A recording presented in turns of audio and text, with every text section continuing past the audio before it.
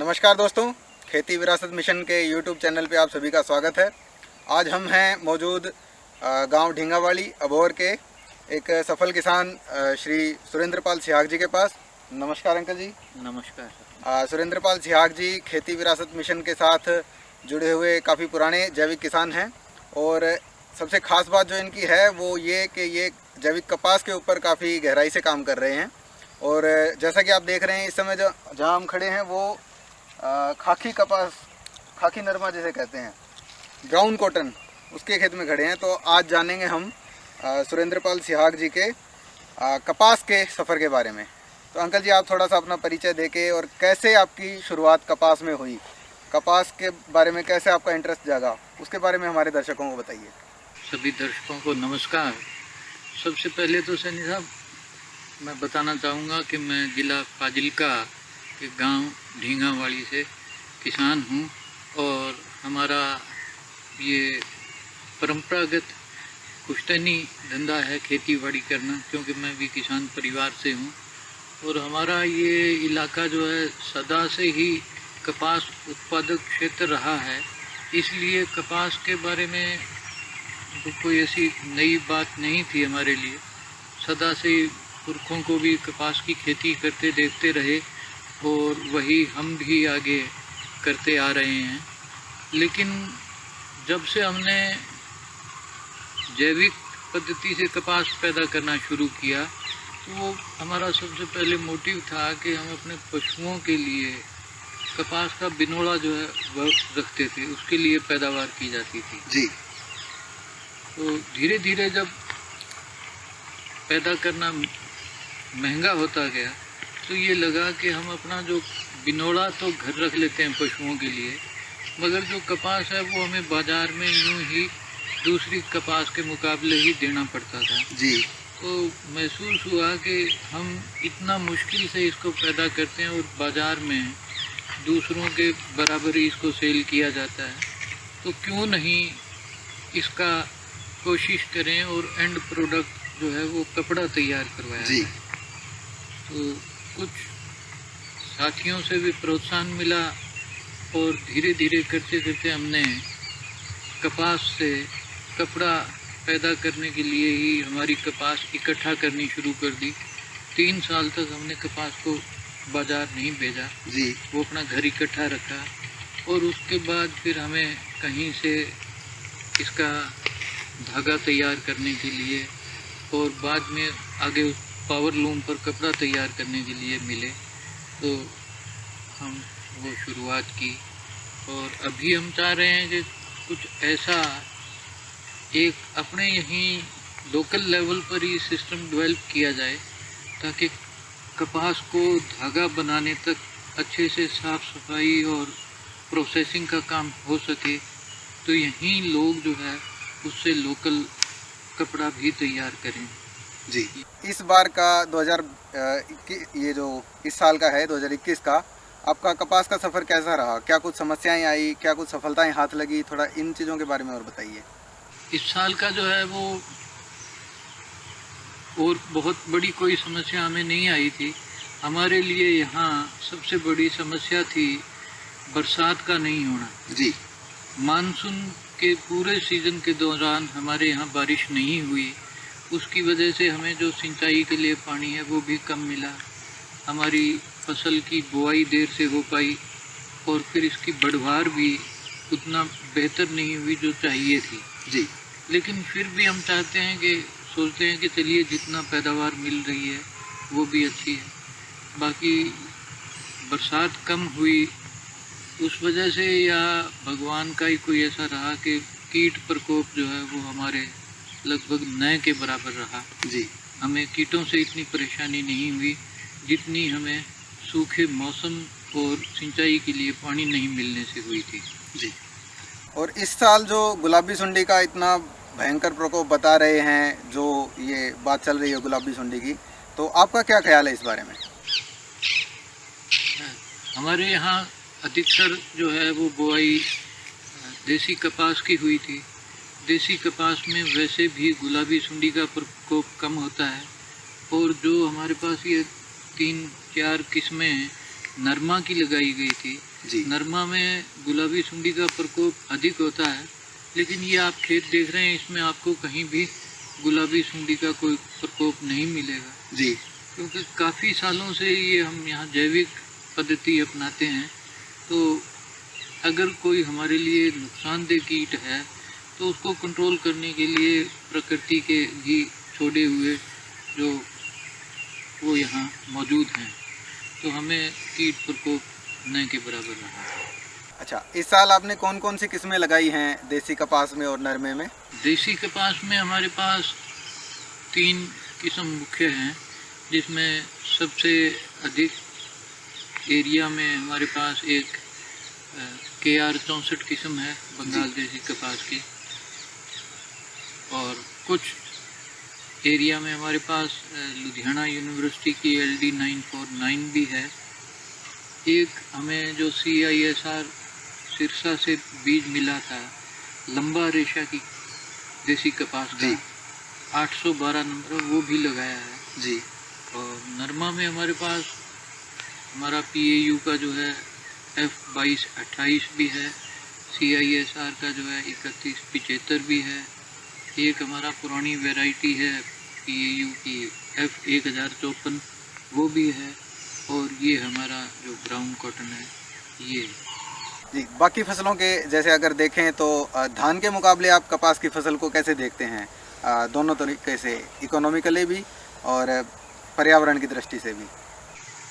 धान का बात करें तो अभी हमारे पास खुद अपना 1.5 एकड़ में जो जैविक धान था, लेकिन बरसात नहीं होने से और सिंचाई के लिए पानी नहीं मिलने से वो फसल हमें जोतना पड़ा, क्योंकि आगे वो चलने के लिए और उत्पादन देने के लिए सही नहीं था, तो उसको हमने जुताई कर दी।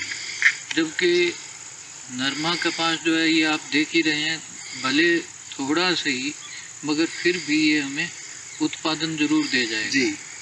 तो धान के लिए पानी की ज़रूरत अधिक होती है, जब उतना पानी नहीं मिल पाएगा तो धान की फसल लेना बहुत मुश्किल होता है। जी। धान जो है वो अगर अच्छी बारिश हो, आपके पास सिंचाई की उपलब्धता अच्छी है तो भले ही, नहीं तो ये हमारा नरमा कपास जो है वो हमारे लिए सबसे बेहतर है। ये खुश्क से खुश्क मौसम में भी आपको ये सामने प्रोडक्शन देता हुआ दिखाई दे रहा है। जी। अच्छा, एक बात और आती है कि देसी नरमे में, मतलब नॉन बीटी नरमे में और बीटी नरमे में थोड़ा झाड़ का फ़र्क रहता है, तो उसे किस तरीके से बैलेंस किया जाता है आपके द्वारा? अगर बीटी नरमा की बात करें और उसके मुकाबले में अपना जो परंपरागत बीज है उनके उत्पादन का बात लें, तो सबसे पहले तो आप यही ले लीजिए कि बीटी नरमा के लिए आपको किन्हीं दूसरों पर निर्भर करना पड़ता है। जी, बीज के लिए वो आप बीज देंगे तभी आप बुआई कर पाएंगे, और वो बीज कैसा देते हैं इसकी कोई हमारे यहाँ उसकी गारंटी नहीं है। जी।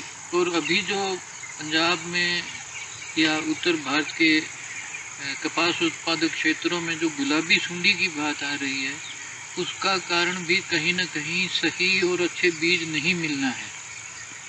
तो बीटी कॉटन के जितने भी खेत हैं उनमें वो बीमारी आ रही है, लेकिन हमारे जो परंपरागत किस्में हैं उनमें हमें वो कोई गुलाबी सुंडी हमारे लिए कोई सिर दर्द नहीं है और हमें उसकी कोई मुश्किल भी नहीं। जी। दूसरा है कि बीटी कॉटन जो है वो हमारी ज़मीन के लिए, हमारे मानवीय स्वास्थ्य के लिए और हमारे पर्यावरण के लिए भी अच्छा नहीं है। इसलिए बीटी कॉटन से जितना बचाव रखा जाए और हम अपने परंपरागत बीजों को लगाएं वो सबसे अच्छा है। बीटी कॉटन से तैयार होने वाला कपड़ा भी मानवीय स्वास्थ्य को नुकसान पहुंचाता है। अच्छा। उससे चमड़ी की बीमारियां, खाज, खुजली पैदा होती है, जबकि हमारा जो परंपरागत बीज हैं या आप जैविक पद्धति से पैदा करते हैं तो आपको किसी तरह से कोई परेशानी नहीं होगी, वो आपके लिए बिल्कुल सुरक्षित रहेंगे। जी। और अभी जैसे इस साल हमारे कुछ किसानों ने, आप तो शुरुआत से ही कपड़ा बनवा रहे हैं अपने कपास का, तो इस साल एक नई शुरुआत हुई है। जैसे हमारे कुछ किसानों ने ये कहा है कि हम अपनी देसी कपास और जो नॉन बीटी नरमा लगाया है उसके लिए, उससे हम अपना कपड़ा बनवाना चाहते हैं। उन किसानों की प्रेरणा के लिए आप क्या संदेश देना चाहेंगे? मैं अपने तौर पर इस बात को बहुत ही अच्छी मानता हूँ और मुझे इससे बहुत खुशी भी है। मैं अकेला जो काम करवा रहा हूँ, अगर यही काम हम काफ़ी किसान मिलकर इकट्ठा होकर करेंगे जी, तो हमारा उसमें जो लागत है वो कम होगी और हम बहुत ज़्यादा उपभोक्ताओं को संतुष्ट कर पाएंगे। जी, और जितना अधिक हम संतुष्ट करेंगे तो कुदरती बात है कि आगे हमारे और उपभोक्ता भी हमारे साथ जुड़ते जाएंगे, जी। किसानों को भी प्रोत्साहन मिलेगा। एक जैसे कपास की फसल की खासियत है कि वो कारीगरों को भी रोजगार प्रदान करती है, तो उस क्षेत्र में आप थोड़ा अपने विचार प्रकट कीजिए। कपास जो है वो अकेले कारीगर को नहीं, पैदा करने के बाद ये कपड़ा तैयार होने तक और सिल के उसको आपके पहनने तक बहुत से हाथों को समाज में ये रोज़गार देती है। कपास चुनाई के लिए हमें लेबर चाहिए, उसके बाद इसकी बेलाई है, कार्डिंग है, उसके बाद स्पिनिंग है, साइजिंग है, बुनकर हैं, रंगाई करने वाले हैं, छपाई करने वाले हैं। कपास से जब आप कपड़ा तैयार करते हैं तो उसके साथ साथ आप बहुत लोगों को रोज़गार भी देते हैं जी, और जितना आप प्रसंस्करण या प्रोसेसिंग जो है लोकल लेवल पर करते हैं जी, उतना ही आपके समाज को आर्थिक मजबूती भी प्रदान करता है। आपका पैसा आपके वहीं रहेगा, जी, ना कि वो किसी इंडस्ट्रियलिस्ट के पास या कारपोरेट के पास जाएगा। जी। और जैसा कि आप अक्सर बताते हैं कि अंग्रेज भी हमारी कपास के काफ़ी दीवाने थे, और किस तरह से वो बात, किस तरह से आप बताते हैं, वो एक बार हमारे दर्शकों को ज़रूर बताइए। देखिए, वो ऐसा है कि अंग्रेज जो है व्यापारी लोग थे। जी, वो भारत में केवल व्यापार करने के लिए आए थे। जी, उनका मुख्य तौर पर व्यापार जो था वो हमारे मसाला जो है, रसोई में काम आने वाले मसाले और कपड़ा, जी, जितना अच्छा और बेहतर कपड़ा हमारे यहाँ तैयार होता था उतना उनके पास तब वैसी तकनीक नहीं थी। जी, ठीक है, उसके बाद वो लोग हमारा यहाँ से कपास उत्पादन ले जाकर अपनी वहाँ मिलों से कपड़ा तैयार करके हमें ही यहाँ बेचना शुरू कर दिया। मगर जितना अच्छे ढंग से हमारे यहाँ कपड़ा बुना जाता था उतना उनके पास कभी नहीं इतनी तकनीक थी। जी, तो वो व्यापारी लोग थे, वो अपने यहाँ सिर्फ मसाला और कपड़े के लिए आए थे और वो हम पर यहाँ मालिक बनकर बैठ गए। जी। तो आप जैविक कपास का भविष्य किस तरह से देखते हैं? त्रिंजन के माध्यम से भी और बाकी और दूसरे तरीकों से भी, कि वो पर्यावरण को भी लाभ दे रहा है, तो देसी कपास और नॉन बीटी नरमा, इसके भविष्य को किस प्रकार आप देखते हैं? ये आज से 10 बरस पहले की बात देखें और 2020 और 21 को हम देखें तो जो मांग 2011 से 2020 तक थी उससे अधिक मांग 2020 से 2021 के बीच हो गई।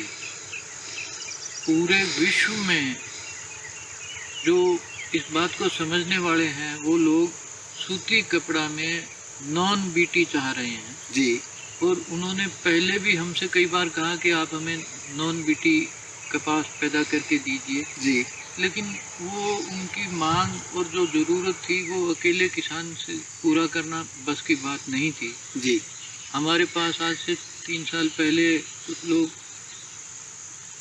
10 टन जैविक धागा के लिए जी, प्रति महीना की डिमांड रख रहे थे। अच्छा, अब अगर 10 टन धागा देखें प्रति महीना, मतलब 100 क्विंटल हो गया, और उसके लिए भी आपको कम से कम 350 क्विंटल नरमा चाहिए, जी, तब 100 क्विंटल धागा होता है। और अगर वो पूरा साल का देखें 120 क्विंटल तो 1200 क्विंटल हो गए, और उसके लिए आपको कम से कम 4000 क्विंटल नरमा हो जी। तब आप उतना मांग पूर्ति कर पाएंगे। तो अभी जो है विदेशी या अंतर्राष्ट्रीय बाजार में जैविक कपास का कीमत जो है वो एकदम से 30 से 40 गुना बढ़ चुका है, और आने वाले 7 से 8 साल के बीच मैं नहीं समझता कि कोई भी देश इतना सक्षम होगा कि वो पूरे वैश्विक मांग को पूरा कर सके। जी। हम किसानों के लिए इसको उत्साहित होकर अधिक से अधिक जैविक कपास उत्पादन करने के लिए बढ़ावा देना चाहिए, जी। ताकि हम भारत को फिर से पूरे विश्व में जैविक कपास उत्पादन में नंबर 1 बना सकें। जी। और हमारा पर्यावरण का, अपने मानवीय स्वास्थ्य का भी हम बचाव कर पाएँ। हमारे दर्शकों के लिए आपका क्या खास संदेश रहेगा? मेरा आपके माध्यम से सभी दर्शकों को यही कहना होगा कि जब आप अच्छा खाने के लिए अच्छा उत्पाद चाहते हैं, तो उसी तरह आप अपने स्वास्थ्य के लिए, अपने बच्चों के अच्छे भविष्य के लिए भी अच्छा पहनने का विचार करिए। वो भले आपको देखने में इतना अच्छा नहीं लगे, वो रंग बिरंगा नहीं हो, सादा होगा, मगर वो आपके स्वास्थ्य के लिए सबसे बेहतर होगा, और हमारे पर्यावरण के लिए, हमारे आर्थिक पक्ष के लिए और हमारे समाज के लिए भी वो अच्छा रहेगा। तो मैं यही कहना चाहूँगा कि आप अच्छे भोजन के साथ अच्छा वस्त्र पहनने का भी निश्चय रखें और उसी को बढ़ावा दें, जिससे किसान भी सुदृढ़ होंगे और हमारा समाज और हमारा पूरे समाज का स्वास्थ्य भी अच्छा रहेगा। जी, धन्यवाद। खेती विरासत मिशन की टीम और हमारे दर्शक आपके इस जज्बे को दिल से नमस्कार करते हैं और आपको कोटि कोटि प्रणाम है। आप इतने लोगों के लिए प्रेरणादायक हैं, प्रेरणा स्रोत हैं। इन्हीं शब्दों के साथ सभी खेती विरासत मिशन के दर्शकों को नमस्कार। जय हिंद, जय भारत, जय किसान।